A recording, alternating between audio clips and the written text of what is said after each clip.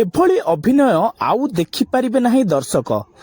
ଯାତ୍ରାର ସୁପରଷ୍ଟାର ପିୟୁଷକୁ ଆଉ ମଞ୍ଚ ଉପରେ ଦେଖିବେ ନାହିଁ ଦର୍ଶକ। କାହିଁକି ଦର୍ଶକ ବନ୍ଧୁ, ଏଭଳି କିଛି ପ୍ରଶ୍ନ ଏବେ ଉଠିଛି। ପିୟୁଷକୁ ଜେଲର ଚାରିକାନ୍ଥ ଭିତରେ ରହିବାକୁ ପଡ଼ିବ। କାରଣ ସେ ଯାତ୍ରା ଜଗତରେ ଯେଉଁ ଭୁଲ କରିଛନ୍ତି, ସେହି ଭୁଲକୁ ନେଇ ଯାତ୍ରା ମାଲିକ ପହଞ୍ଚିଥିଲେ, କୋର୍ଟର ଦ୍ୱାରସ୍ଥ ହୋଇଥିଲେ। କୋର୍ଟ ଏଭଳି କିଛି ନିଷ୍ପତ୍ତି ନେଇଛି, ଆଉ ସିଂହ ବାହିନୀ ମଞ୍ଚରେ ଆପଣମାନେ ଦେଖିପାରିବେନି ପିୟୁଷକୁ। ଏଭଳି କିଛି ରିପୋର୍ଟ ଆସିବା ପରେ ସିଂହ ବାହିନୀ ମଞ୍ଚରୁ ପିୟୁଷ ବିଦା ହୋଇଛନ୍ତି। କିନ୍ତୁ ଏବେ ପିୟୁଷ ଯିବେ କେଉଁ ମଞ୍ଚକୁ? ଯଦି କୋର୍ଟର ନିଷ୍ପତ୍ତି ହିସାବରେ ପିୟୁଷ କୌଣସି ମଞ୍ଚକୁ ଯାଆନ୍ତି, ତେବେ ସେ ପୋଲିସ ମାଧ୍ୟମରେ ଆରେଷ୍ଟ ମଧ୍ୟ ହୋଇପାରନ୍ତି।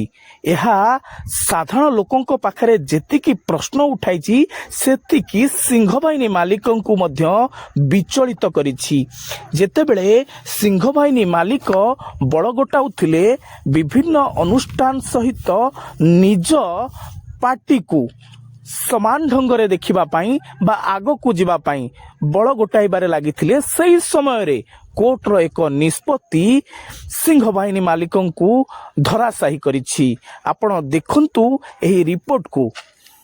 ଏହି ପିୟୁଷକୁ ଦେଖିବା ପାଇଁ ମଞ୍ଚ ନିକଟରେ ଲାଗିଥିଲା ଭିଡ଼, ଯାହାକୁ ନେଇ 2025 ମସିହାରେ ଟିକେଟ ପାଇବା ହେଉଥିଲା କଷ୍ଟଦାୟକ।